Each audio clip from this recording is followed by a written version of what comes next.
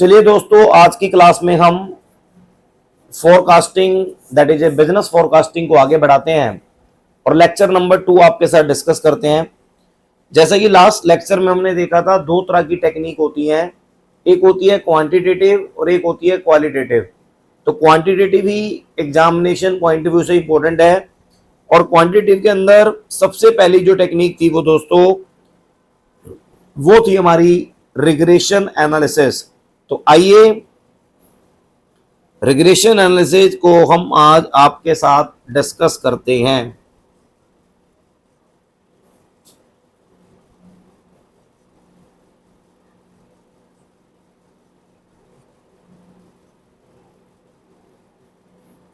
Regression analysis को हम आपके साथ दोस्तों डिस्कस करते हैं बड़े सिंपल वे में, और जितना सीएम में फाइनल के लिए रेलेवेंट होगा उतनी बातें हम यहाँ पर डिस्कस करेंगे और चीज़ों को कैसे फर्दर मूव करेंगे, कैसे सॉल्व करेंगे, वो हम देख लेंगे। वैसे तो स्टैटिक्स के अंदर एंड जहाँ जहाँ ये एनालिसिस यूज होता है बहुत ही वाइड एप्लीकेशन है इसका, लेकिन आप बिल्कुल टेंशन ना लीजिए। As per your study material जितना रिलेवेंट होगा वो मैक्सिमम चीज़ें मैं यहाँ पर आपको डिस्कस करवाने की कोशिश करूंगा और कैसे कैसे चीज़ें एग्जाम में आ सकती हैं उसकी भी मैं आपसे बात करूंगा। आइए, अब रिग्रेशन एनालिसिस क्या है। सबसे पहली बात, बिजनेस फोरकास्टिंग की क्वांटिटेटिव टेक्निक है। बिजनेस फोरकास्टिंग की क्वांटिटेटिव टेक्निक है जिसके अंदर हम फ्यूचर की क्या करेंगे, प्रिडिक्शन करेंगे about a particular variable, about a particular variable. लेकिन अब कैसे करेंगे ये आपसे बात करनी है। तो रिग्रेशन एनालिसिस क्या है मैं आपको बताता हूं। रिग्रेशन एनालिसिस एक स्टडी है, एक रिसर्च है। ए स्टडी लिखेंगे आप, रिग्रेशन एनालिसिस ए स्टडी किसके ऊपर, on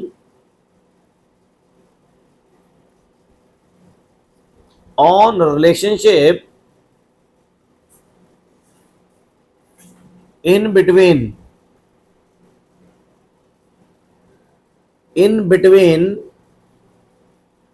a study on relationship in between।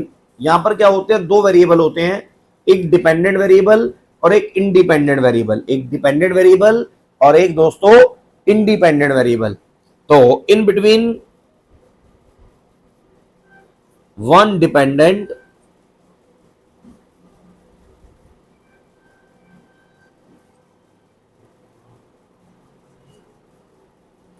a study on relationship in between one dependent variable and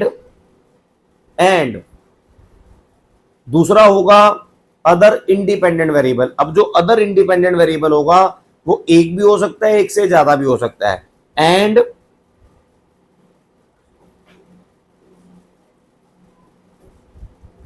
other one या फिर मोर, या तो एक होगा या एक से ज्यादा होगा इंडिपेंडेंट वेरिएबल्स।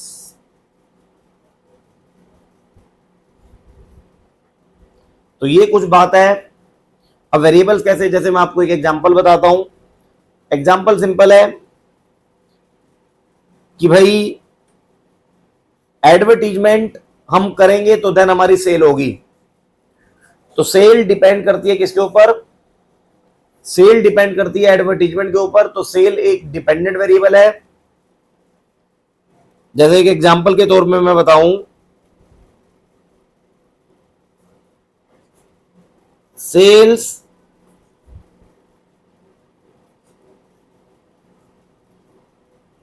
डिपेंड्स अपॉन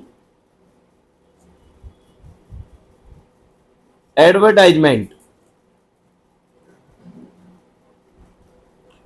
तो मैं क्या करूंगा, जो सेल्स है वो एक डिपेंडेंट वेरिएबल हो गया,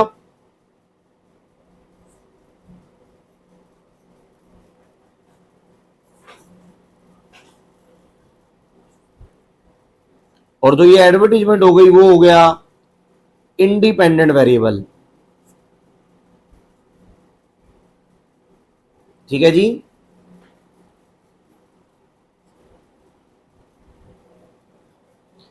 तो ये एक वो सिचुएशन है जहां पर एक है डिपेंडेंट वेरिएबल, एक है इंडिपेंडेंट वेरिएबल। अब एक ऐसी सिचुएशन भी हो सकती है जहां पर डिपेंडेंट तो एक होगा लेकिन इंडिपेंडेंट एक से ज्यादा भी हो सकते हैं। जैसे production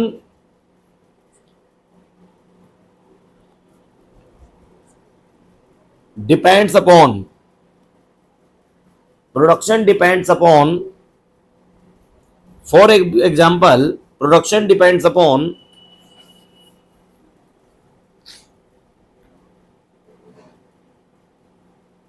production depends upon availability of raw material and labour. Simple सी बात है।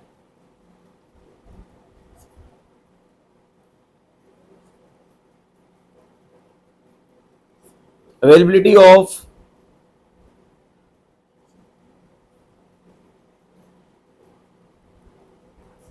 Raw material and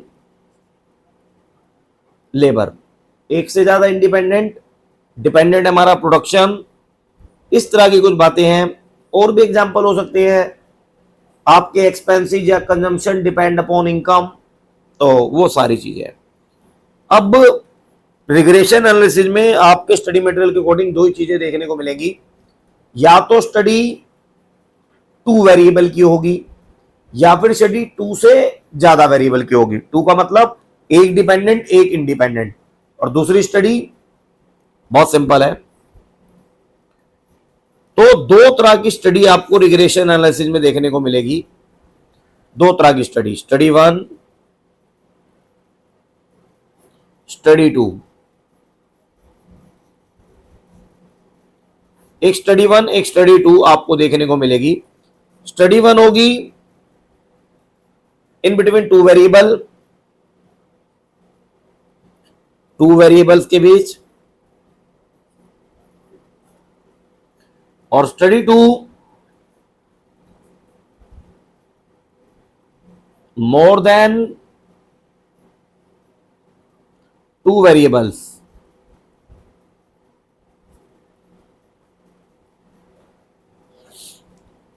study one study two, जब हम बात कर रहे हैं स्टडी वन की, टू वेरिएबल, तो वन डिपेंडेंट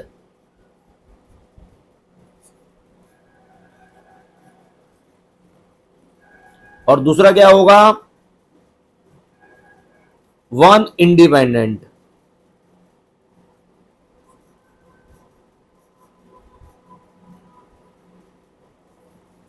और जब मोर देन टू वेरिएबल की होगी तो वन तो डिपेंडेंट होगा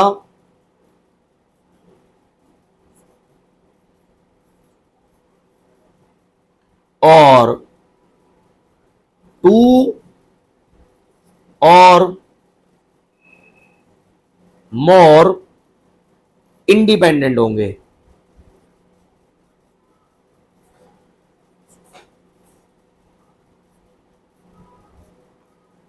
ऐसी कुछ बात होगी चीजों की आपके बीच स्टडी वन और study to.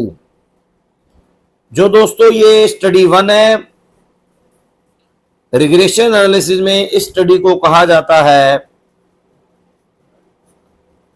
Simple linear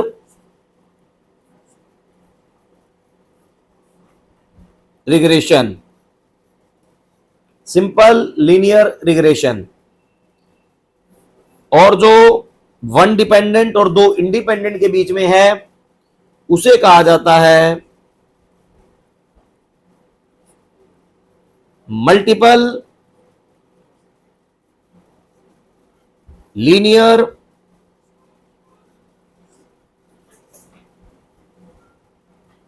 regression. Multiple linear regression. ऐसी कुछ बातें हैं जो आपको बड़े ध्यान से देखनी है। अब एक बात और देख ले, ये जो डिपेंडेंट है,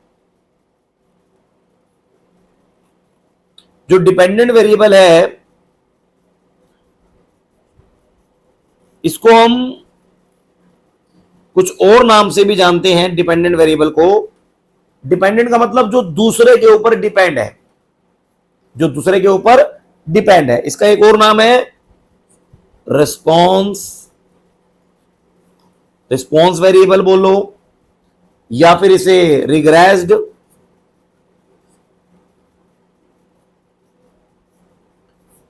या फिर इसे एक्सप्लेन्ड। ये आपको बड़े ध्यान से चेक करना है। ऐसे ही कुछ इंडिपेंडेंट के भी नाम है।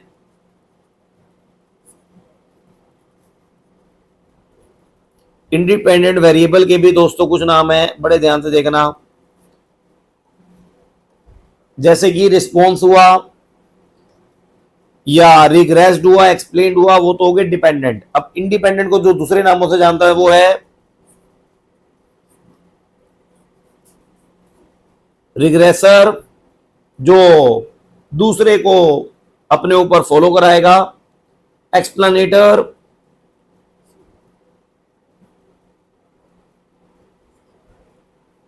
ऐसी कुछ बातें हैं जो आपको ध्यान से देखनी होंगी। तो ये नाम अगर आप आ जाए तो टेंशन लेने की जरूरत नहीं है। क्वेश्चन कहे कि ये रिस्पॉन्स वेरिएबल है तो आप समझ जाना वो डिपेंडेंट की बात कर रहा है। अगर वो कहे कि ये एक्सप्लेनेटर या एक्सप्लेनेटरी वेरिएबल है तो समझ देना वो भाई वो आपका इंडिपेंडेंट वेरिएबल है। तो ठीक है जी, ये दो स्टडी हमें करनी है।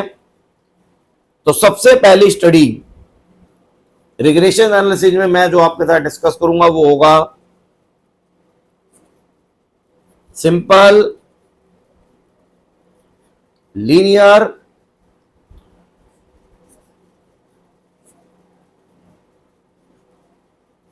रिग्रेशन, SLR शॉर्ट में इसे बोलते हैं। SLR शॉर्ट में दोस्तों हम इसे SLR बोलते हैं, simple linear regression.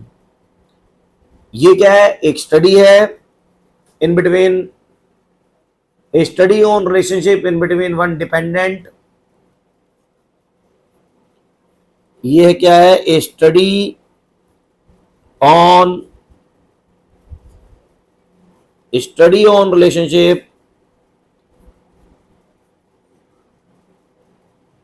in between one dependent and one independent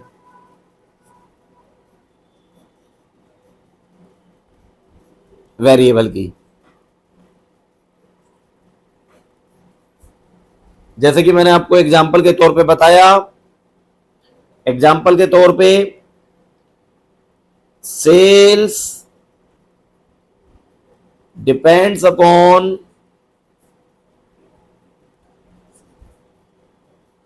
advertisement.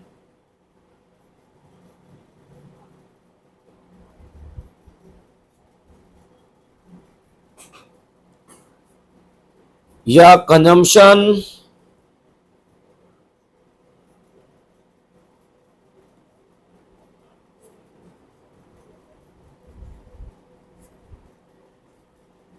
Depends upon income. तो एडवर्टीजमेंट और इनकम इंडिपेंडेंट वेरिएबल हो गए, और इंडिपेंडेंट वेरिएबल हो गए। सेल्स और कंजम्पशन डिपेंडेंट वेरिएबल हो गए। अब भाई इसकी एक इक्वेशन होती है, equation of SLR, simple linear regression की एक इक्वेशन होती है, वो आपको ध्यान से देखनी होगी। वो होती है जी y equal to a plus b x, y equal to a plus b x. साथ में प्लस एक एरर भी होती है, स्टैंडर्ड एरर, लेकिन आप अभी उस तक ना जाइए, उसे आप यहां पर इग्नोर कीजिए। स्टैंडर्ड एरर क्या होते हैं वो बाद में देख लेंगे, आप छोड़ दीजिए। Equation of SLR, standard error का मतलब जो आपने ये एस्टिमेशन किया है उसके अंदर फर्दर कितने का डेविएशन आ सकता है। और तो वो एस्टिमेशन का डेविएशन एक तरीके से। लेकिन अभी आप इतने पे फोकस कीजिए, ओनली प्रिडिक्शन की बात कीजिए, ओनली प्रिडिक्शन की बात कीजिए। तो y equal to a plus b x. Here अगर मैं आपसे कहूं कि y क्या है, तो आप कहेंगे कि सर ये डिपेंडेंट वेरिएबल है। y क्या है? A value of dependent variable.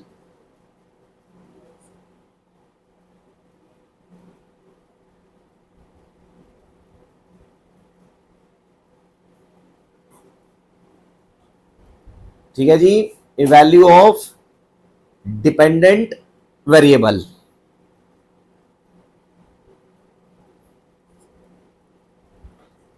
Confuse बिल्कुल नहीं होना। इसके बाद ए क्या है जी, वो भी देख लेते हैं हम, बहुत सिंपल है। ए क्या है? एक ऐसी वैल्यू है जो ये कहती है कि अगर इंडिपेंडेंट वेरिएबल जीरो भी हो जाए तब भी डिपेंडेंट की वैल्यू इतनी होगी। तो ए एक इंटरसेप्ट है, इसे बोलते हैं इंटरसेप्ट। इंटरसेप्ट वैल्यू, इंटरसेप्ट का मतलब वो वैल्यू डिपेंडेंट वेरिएबल की जब इंडिपेंडेंट जहां पर क्या होगा, जीरो होगा। बताता हूं, value of dependent variable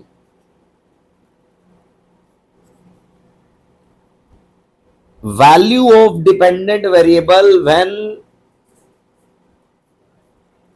independent variable when independent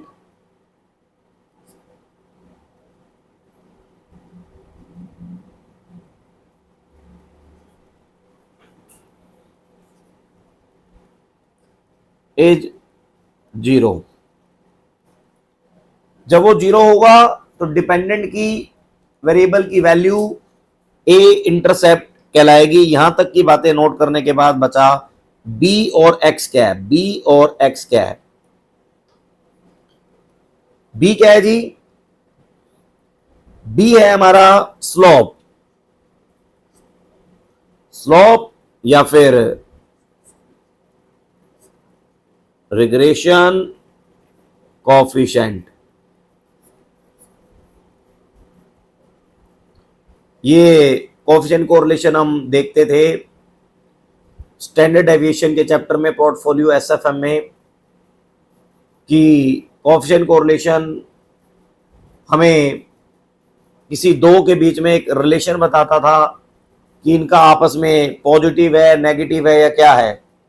तो स्लोप या रिग्रेशन कोएफिशिएंट, इसे हम बोल देते हैं b y x. B y x का मतलब y depend upon x, y is the dependent, x is the independent. और इसकी अगर मैं एक्सप्लेन करना चाहूं तो मैं कहूंगा the rate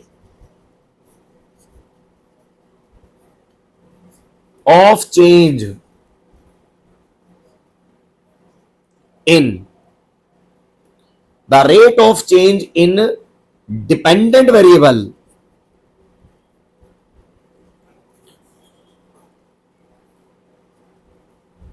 the rate of change in dependent variable with the unit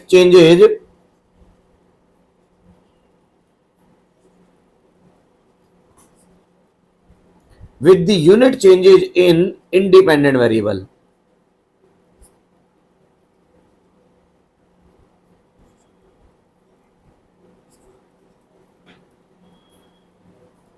किस रेट से डिपेंडेंट वेरिएबल में चेंज होगा with 1 unit change in independent variable. अब ये जो बी वाई एक्स है, इसकी वैल्यू नेगेटिव भी हो सकती है, पॉजिटिव भी हो सकती है, कोई घबराने की जरूरत नहीं है।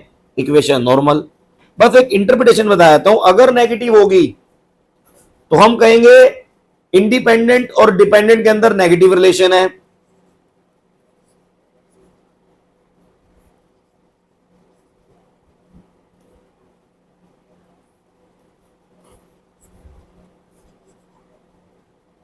और अगर पॉजिटिव है तो हम कहेंगे पॉजिटिव रिलेशन है डिपेंडेंट एंड इंडिपेंडेंट वेरिएबल के बीच। नेगेटिव रिलेशन का मतलब ये अगर इंक्रीज हो रहा है तो ये डिक्रीज होगा, और पॉजिटिव रिलेशन का मतलब इंक्रीज तो इंक्रीज, डिक्रीज तो डिक्रीज। नेगेटिव का मतलब रिवर्स रिवर्स। ये निकलेंगे कैसे, बात की बात है। और यहां पर x क्या है आपको पता होना चाहिए, value of independent variable. Simple सी बात है। अब यहां पर देखो x एक इंडिपेंडेंट वेरिएबल है, y एक डिपेंडेंट है। a और b की वैल्यू आपको फाइंड आउट करनी पड़ेगी। मैं उसके लिए आपको कहता हूं further for calculation of value of a and b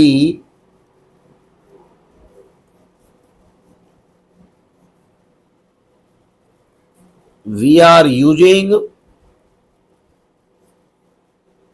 least square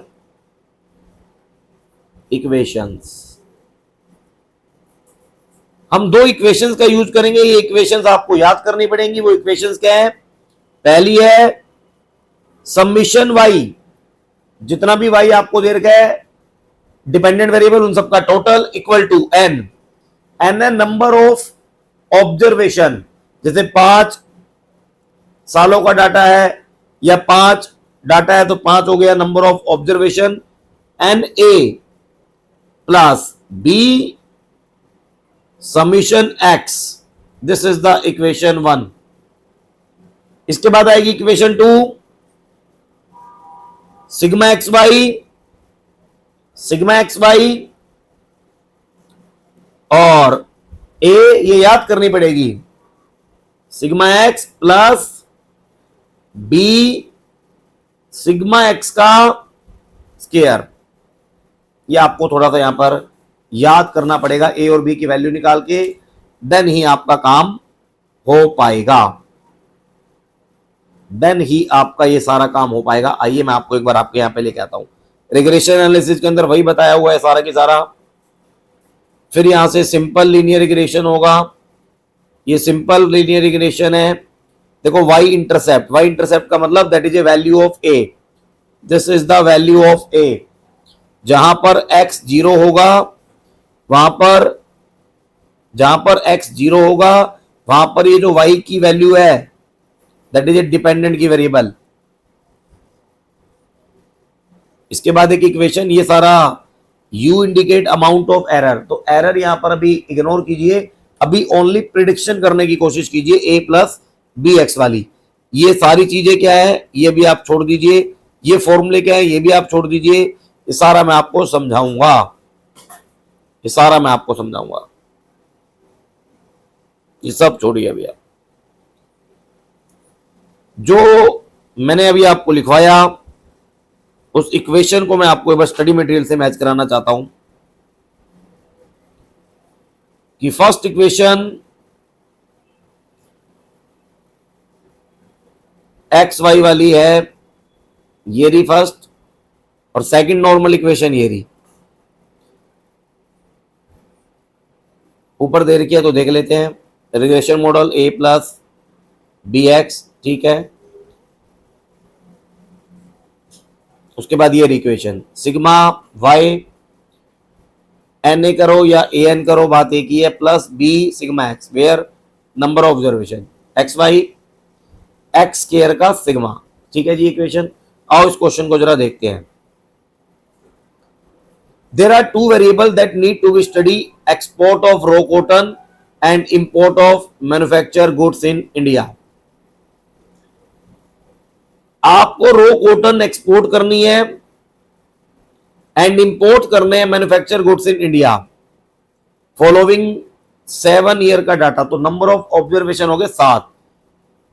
what kind of regression model use here? सबसे पहले मैं कहूंगा दो वेरिएबल है तो मैं SLR यूज करूंगा। व्हाट आर द रिजल्ट, और ये भी आपको बता देंगे। एक हमें एक्सपोर्ट दे रखा है, एक हमें इंपोर्ट दे रखा है। अब जो हम एक्सपोर्ट करेंगे and import of manufacture goods in India, तो हम सिंपल कहेंगे भाई SLR as only two variable, simple linear model will be should be use. तो पहली लाइन तो पहले ये लिख के छोड़ दो भाई इलस्ट्रेशन 1 में, बाकी बातें बाद में। कौन सा रिग्रेशन मॉडल यूज होगा, तो मैं कहूंगा भाई in this question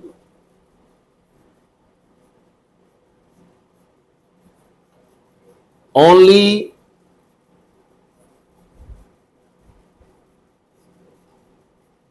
to variables are given, दो से ज्यादा होंगे तो मल्टीपल लगेगा।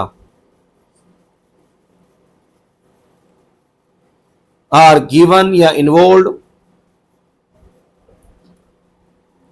Therefore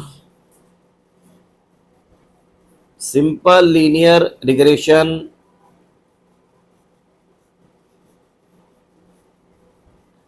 should be used. चलो जी, पहली बात ये खत्म होगी हमारी। दूसरी हमें पता है कि जो इक्वेशन होती है ऑफ SLR की वो होती है y equal to a plus b x, y equal to a plus b x. अब एक चीज को y मानना है, एक चीज को आपको x मानना है। अब मुझे क्या दे रखा है जी, एक्सपोर्ट भी दे रखा है, इंपोर्ट भी। अब आप किसी भी चीज को फाइंड आउट कर सकते हो। यहां पर आप एक्सपोर्ट इंपोर्ट किसी भी चीज को आप फाइंड आउट कर सकते हो रिलेशन। जैसे यहां पर कह रखा है दो की स्टडी करनी है हम दोनों के बीच में, export of raw cotton, export of raw cotton. अब यहां पर ये नहीं कह रखा किसे इंपोर्ट किसे एक्सपोर्ट, तो आप मान के उसे सॉल्व करेंगे। Export of raw cotton and import of manufacture goods, import into India. अब ऐप के स्टडी मटेरियल के अकॉर्डिंग चलते हैं, वैसे आप वाई ऑन एक्स के तरीके से ही सोल्व करेंगे, एक को वाई एक को एक्स। अब यहां पर अब क्या है मैं देख लेता हूं, वाई डिपेंडेंट हेयर, वाई जिससे कि आंसर मैच करे, वाई आपका यहां पर इंपोर्ट है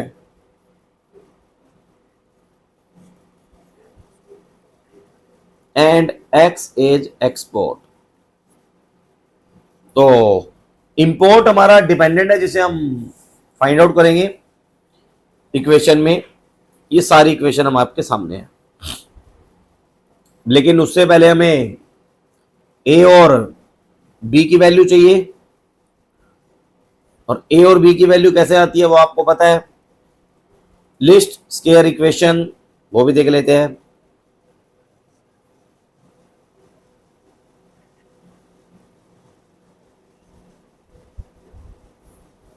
उसमें एक इक्वेशन 1 होती है, एक इक्वेशन 2 होती है। Sigma y equal to n a plus b sigma x. Sigma x y मतलब एक्स वाई की मल्टीप्लाई उसका समीशन, ए सिग्मा एक्स ये याद कर लेना, बी सिग्मा एक्स का स्क्वायर। अब इसको हमें क्या चाहिए, एक तो समीशन वाई चाहिए, तो हम क्या कर लेते हैं यहां पर एक्स ले लेते हैं, और एक्स हमारा क्या है इंपोर्ट, एक्स हमारा एक्सपोर्ट, एक्सपोर्ट को एक्स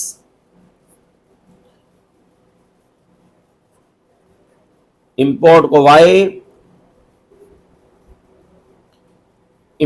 y, एक्सपोर्ट को x, और क्या क्या चाहिए हमें, समीशन y, यहां से आ जाएगा ऐड करके xy कर लेते हैं, एक xy चाहिए तो xy भी कर लेंगे, समीशन बाद में आ जाएगा, na छोड़ दो, समीशन x छोड़ दो, समीशन x आ जाएगा, और यहां पर एक हमें चाहिए x का स्क्वायर। ठीक है, यही कुछ चाहिए बस, और तो कुछ नहीं चाहिए। आइए एक्सपोर्ट को एज इट इज लिख लीजिए, 42, 44, 42, 44, 58, 55, 58, 55,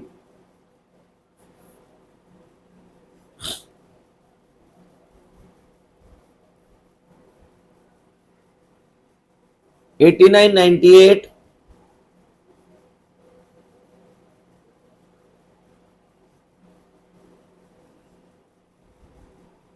60,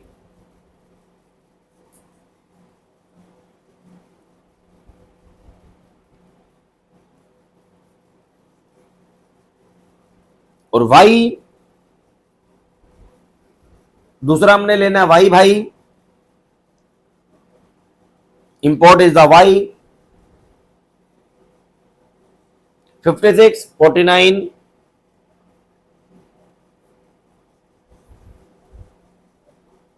53, 58, 67,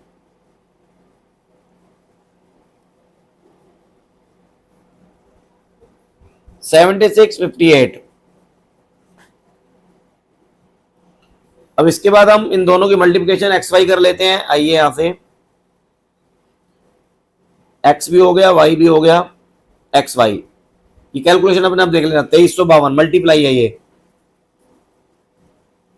2352, और एक्स का स्क्वायर भी, एक्स का स्क्वायर 1764, ये भी देख लेना। ये सारी वैल्यू मैं आपके स्टडी मटेरियल की कैलकुलेशन से कॉपी कर रहा हूं। एक्स स्क्वायर 1936, सिंपल सोल्व कर रहे हैं हम तो। 2156, 3364, ठीक है ना, 3074, ये सारी वैल्यू आप एक बार लिख लेना, और लिखने के बाद फाइनली मुझे इसका टोटल चाहिए होगा। एक्स का टोटल है 446,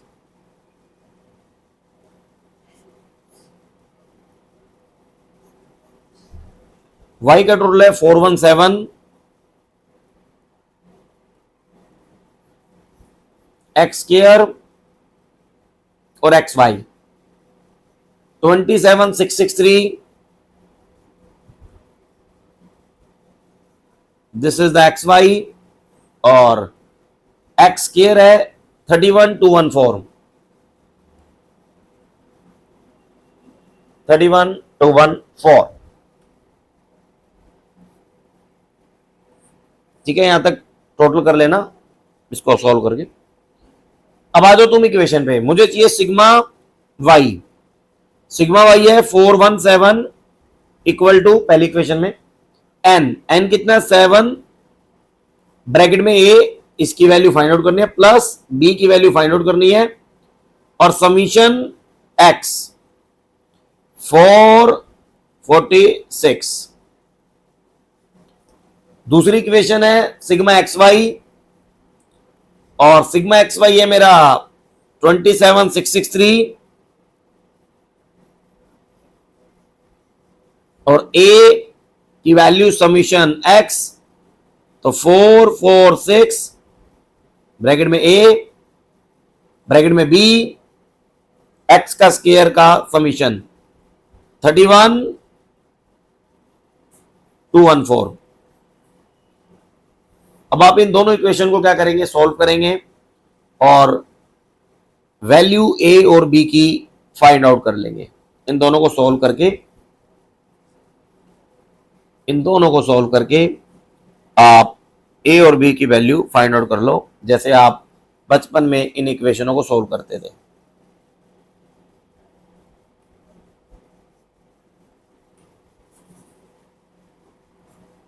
ठीक है जी।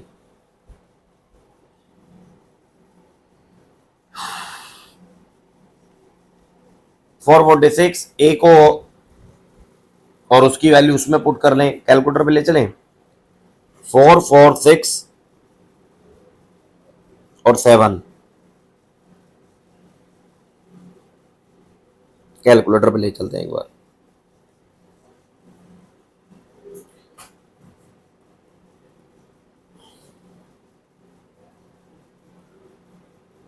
ये पॉइंटों में आ रहा है, पॉइंटों में 417 है, इसको देख लेते हैं एक बार।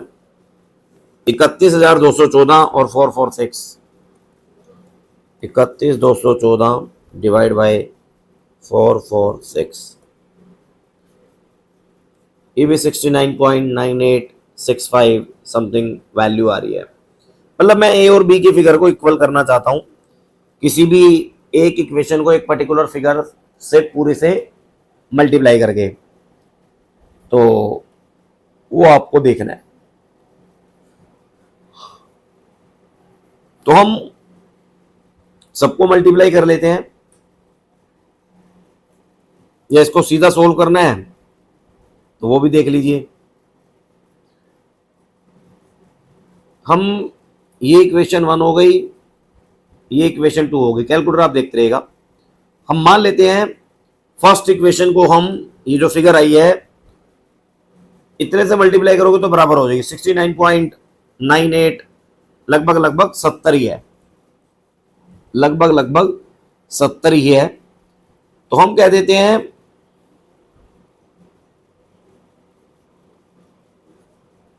इक्वेशन 1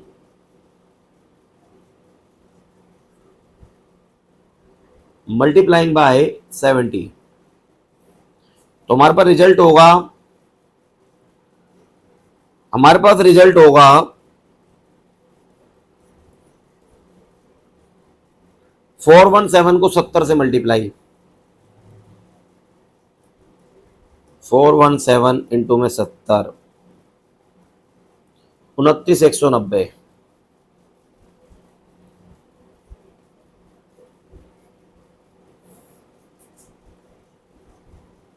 29,190 के बाद प्रीवियस पे आइए, 7 ए एज इट इज रहने दीजिए और मल्टीप्लाई होगा 70 से भी, 70 इंटू में 7, 490,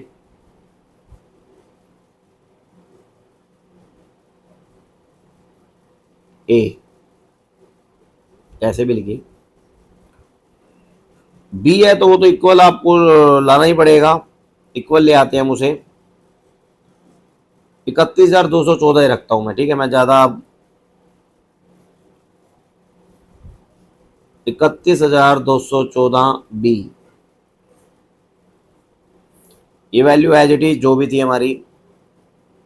27,663, 27,663,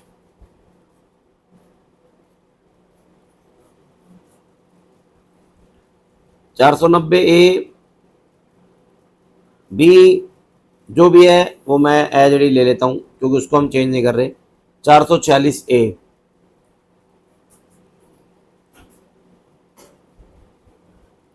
ये तो सेम करना ही है हमने, ठीक है, ये कट जाएगा। ये माइनस का क्यों, पॉजिटिव आएगा। 29,190 माइनस 27,663, 29,190 माइनस 27,163, 2027, ये भी पॉजिटिव। 490 माइनस 446, 490 माइनस 446, 44 ए, तो लगभग लगभग ए की वैल्यू आ गई 2027 डिवाइड बाय 44, 2027 डिवाइड बाय 46.06 के समथिंग। यहाँ पर कितनी है, इतनी ज़्यादा।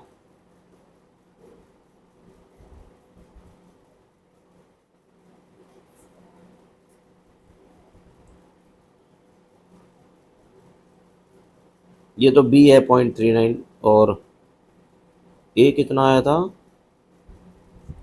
34.72।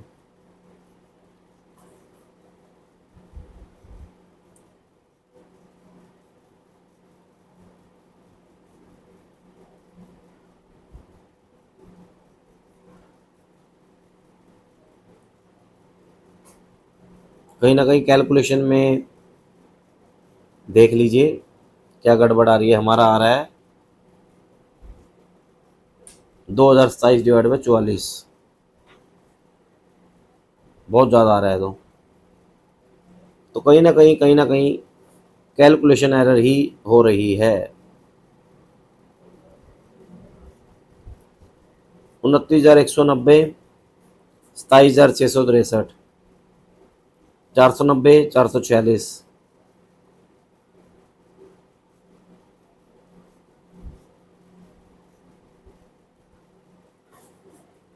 अच्छा, यहाँ पर हम कुछ ज़्यादा से मल्टीप्लाई कर रहे हैं। एग्जैक्ट से अगर मल्टीप्लाई करें तो क्या होगा, एक मिनट, बराबर करने के लिए क्या वैल्यू आएगी। एग्जैक्ट था 69.986547, 69.986547, 69.98, आराम से कैलकुलेशन का पार्ट है, घबराना नहीं। 6547, मैं कहता हूँ अगर हम इससे लें तो वैल्यू क्या आ रही है वो देखते हैं। एक तो हमें मल्टीप्लाई करना है 7 से, 489, मतलब 1 रुपए की वैल्यू का फर्क लगभग लगभग भी नहीं आ रहा। बड़ी वैल्यू वो है, उस पर आ रहा होगा फर्क, इस वाली पे 29,190 वाली वैल्यू पे फर्क आ रहा होगा, वो देख लेते हैं। 417 है ना ये,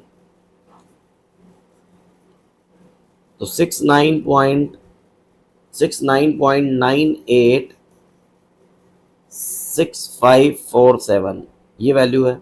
इनटू में 417 करके देखते हैं, 29,184। और हमारा आ रहा है, यहाँ पर भी इतना फर्क नहीं है, 5-6 रुपए का ही फर्क है। और 29,190 में से 27,663 माइनस 29,190 में से 27,663 माइनस 1527 आ रहा है। ये हमारी ये गड़बड़ हो गई, यहाँ तो 1527 आ रहा है।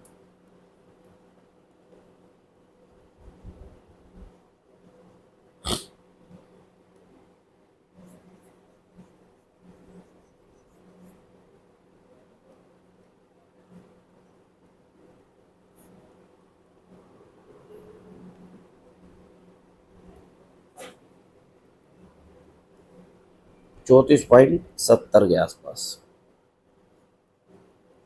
ये देखो, ये थोड़ा सा बस था जो आपने देखा, 24.70, 24.72, लगभग लगभग सेम ही है। ठीक है, अब ठीक है, अब इस ए की वैल्यू किसी भी इक्वेशन में पुट कर लो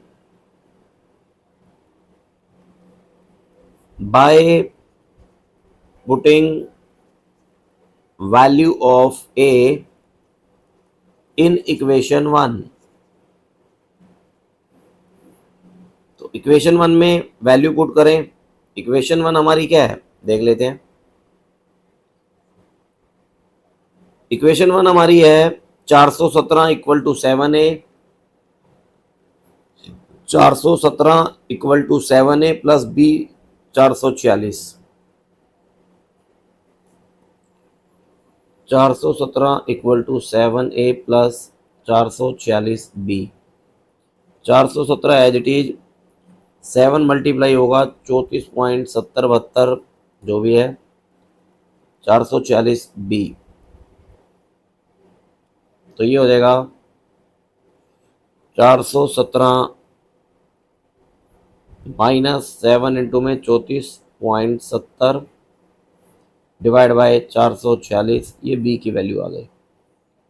तो 7 इंटू में 34.70 कर लेते हैं, इंटू में 7, 242.93 -417, 174 समथिंग वैल्यू। तो बी आ गया हमारा 174 डिवाइड बाय 446 लगभग, डिवाइड बाय 446, 0.39, नेगेटिव नहीं है वो, तो मैंने उस पर करा, तो 0.39 यही है, मेरे को लगता है वहाँ पे भी 0.39 ही है। ठीक है, तो वाई हमारा आ गया equation a, 34.70 plus b 0.39x। This is the simple linear equation जो हमने देखी ए और बी की वैल्यू निकाल के, और उसको इंटरप्रेटेड ऐसे करेंगे कि 0.39 का मतलब क्या होता है। 0.39 का मतलब बी है ये, एक स्लोप और रिग्रेशन कोफिशिएंट है, और ए हमारा 34.72 है, वो ऑलरेडी वही इंटरप्रिटेशन सारी की सारी यहाँ पर आपको देखने को मिल रही है। इलस्ट्रेशन 1 यहाँ तक की बातों को देख के कंप्लीट है।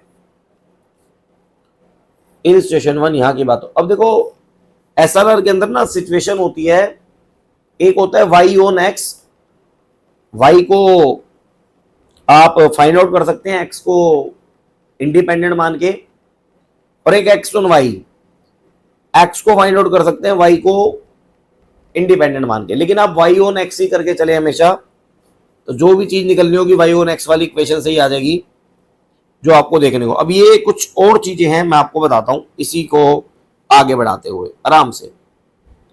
इंटरप्रिटेशन आप स्टडी मटेरियल से देख लेंगे, और ऑलरेडी मैंने आपको कॉन्सेप्ट में भी समझा दी। अब इसी को एक अल्टरनेटिव है, कुछ सिचुएशन में डायरेक्टली ये भी आए तो ऐसे भी कर सकते हैं। एक अल्टरनेटिव इक्वेशन को हम ऐसे भी रिप्रेजेंट कर सकते हैं, वो क्या है मैं आपको बताता हूं। इस इक्वेशन को याद करने का तरीका है, जैसे कि बी वाई एक्स है, बी वाई एक्स का मतलब y is the dependent, x is the independent, b y x. तो आप क्या करेंगे यहां पर,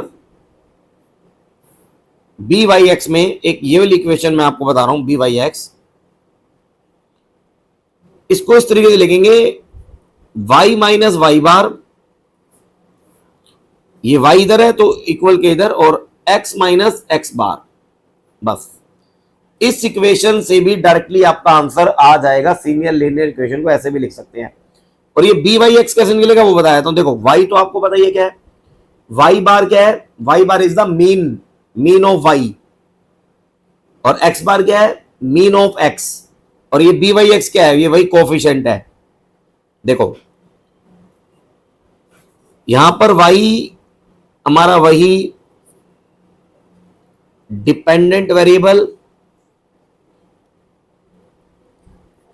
ऐसे भी हो सकता है। अब ये कब यूज होगा, जब इस तरह की इंफॉर्मेशन हो, बताता हूं, जब आपको डिटेल में इंफॉर्मेशन ना दे रखी हो। डिपेंडेंट वेरिएबल बताते हैं जी, डिपेंडेंट वेरिएबल हो गया, ओके हो गया। वैसे डाटा आपके पास दोनों होगा, आप दोनों में से किसी से भी कर सकते हैं, मैं आपको फिर भी बता देता हूं ये चीजें हैं क्या, क्योंकि स्टडी मटेरियल में आपके दे रखी है। वाई बार मीन, एवरेज निकालते हैं ना, एवरेज वही अर्थमेटिक मीन, सबको सम करके divide by n, mean value of y, b x y x वही है,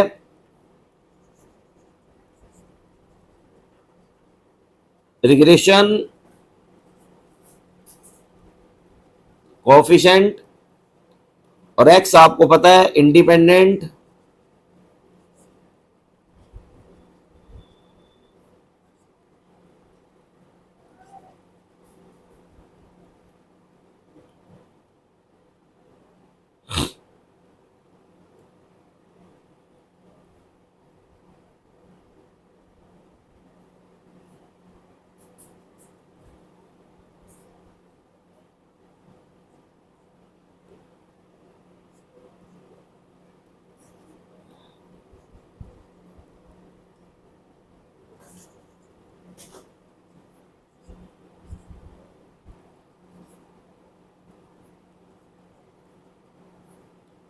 mean value of x.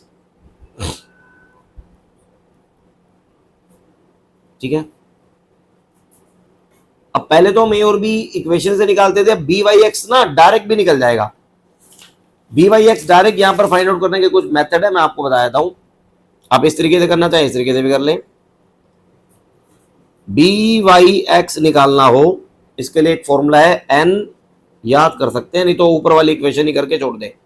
X y minus x y summation x summation y की multiplication divide by n summation y का, y वाले का square minus summation y का whole square, ऐसे। या एक तरीका हो रहा है भाई इस बी वाई एक्स को निकालने का, इस इक्वेशन में यूज करने के लिए एक आपको कोफिशिएंट कोरिलेशन दे सकता है, जो एसएफएम में होता था coefficient correlation.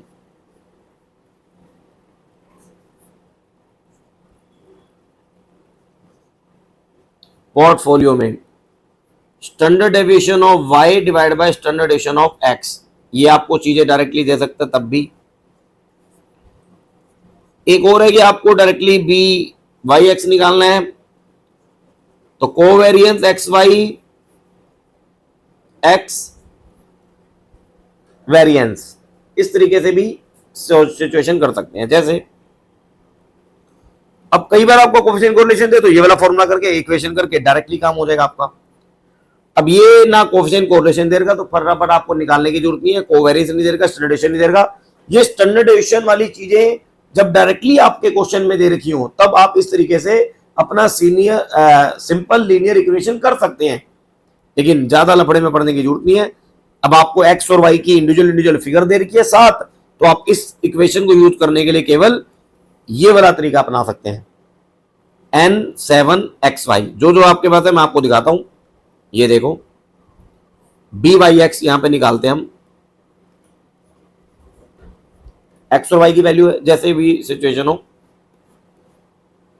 n is the 7, n is the 7, x x और वाई की मल्टीप्लिकेशन का समीशन है, सम है ना, वो यहां से देख लेते हैं जो हमारे पास है। एक्स और वाई की 27,663, ठीक है,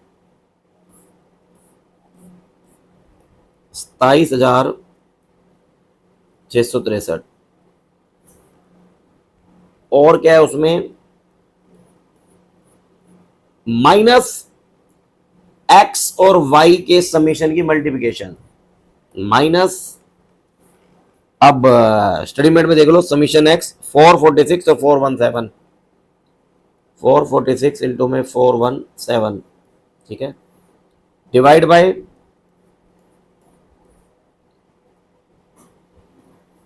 वाई स्केयर का समीशन। तो वाई का स्केयर हमारे पास आई थिंक नहीं है, हमारे पास एक्स का स्केयर है, एक वाई का स्केयर और हमें निकालना पड़ेगा, वाई का स्केयर हमें और एक बार निकालना पड़ेगा।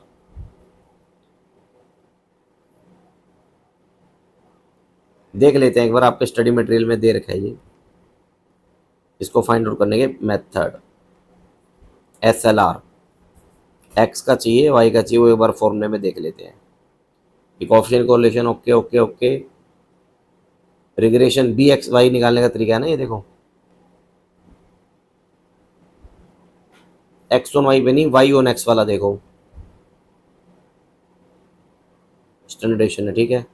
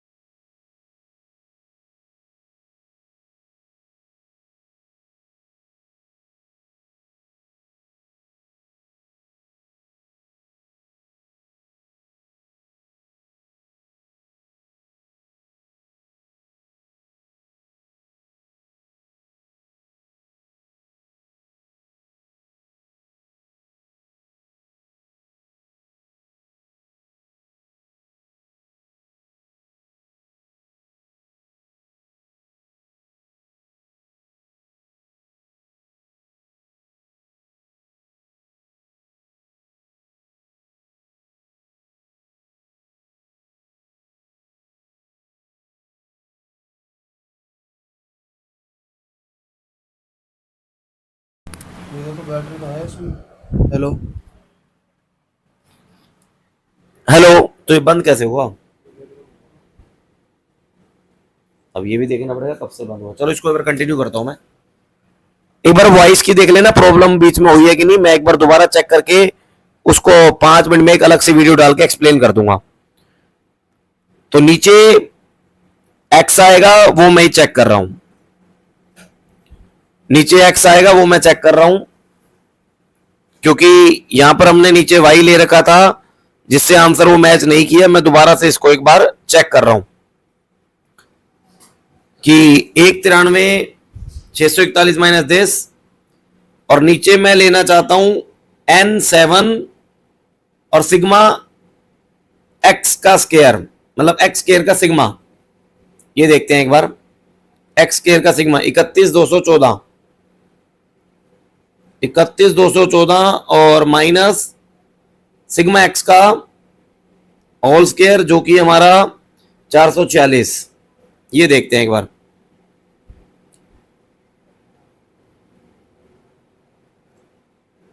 ठीक है, तो ऊपर की फिगर हमारी आई थी, ऊपर की फिगर हमारी आई थी 7659, वो तो एज इट इज रखता हूं मैं। नीचे 31,214 इंटू 7, 31,214 इंटू में 7, 218,498, 218,498, 218,498, 440 का whole square 198,916, 5659 divide by 218,498, 218,498 minus 198,916, 198,916, 198,916, 19,582, 7659 divide by 7659 divide by 19,582, 19,582 0.39। अब सही आया, अब सही आया। तो दैट मीन्स अब सही आया ना 0.39। तो इसका मतलब ये है दोस्तों कि मैं वही कह रहा था, कुछ ना कुछ गड़बड़ लग रही है मुझे। ये जो फॉर्मूला है यहां पर divide by n summation x का स्क्वायर का समीशन माइनस समीशन एक्स का होल स्क्वायर। इस तरीके से अगर आप सोल्व करेंगे, बीच में आवाज कहीं ना कहीं गड़बड़ आ गई तो मैंने एक बार दोबारा आपको रिपीट कर देता हूं। दोबारा मैंने इलस्ट्रेशन 1 ये कराया था, आवाज कहीं से भी गई हो मैं एक बार दोबारा वीडियो को देख के आपको एक्सप्लेन कर दूंगा। मैंने ये बताया ये सिंपल तरीका है। एक और तरीका है कि आप, एक तो ये हो गया इक्वेशन,